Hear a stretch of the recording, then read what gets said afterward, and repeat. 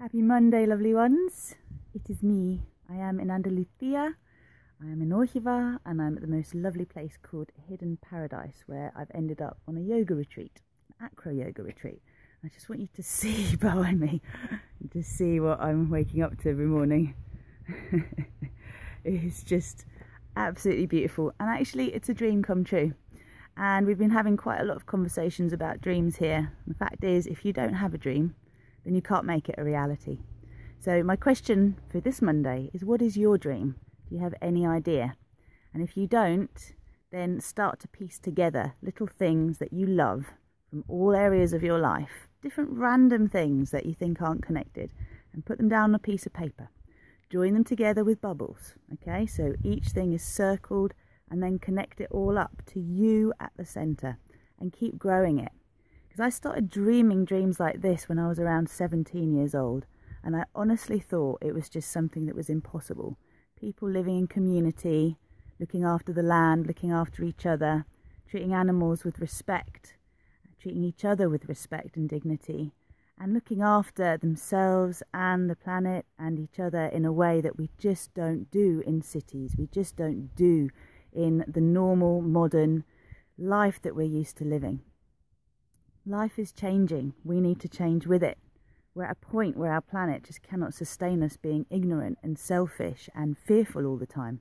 So part of you living your dream is actually dropping the fear, dropping the conditioning that keeps you bound in being the person you think you are. If you don't like what's going on the inside of your mind, and if you don't like the feelings that you're projecting out, only you can change them. And you know what? You can change them. We're all changing them.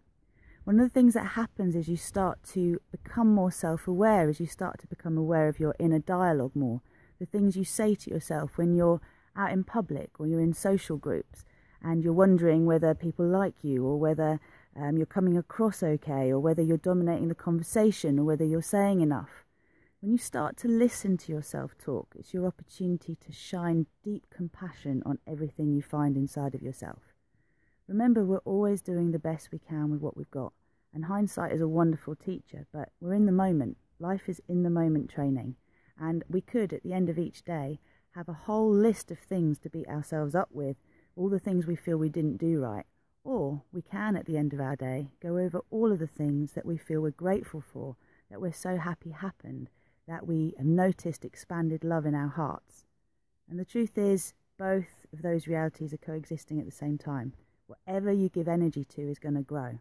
So can you adopt the discipline this week of listening to what's going on inside of you and actually turning it around, taking the best, leaving the rest, and remembering that if you want to live your dream, you've got to dream it. I'm living my dream more and more. Once upon a time it was 10% of my life. It was holiday time. Now it's around 70 to 80% of my life. That's cool.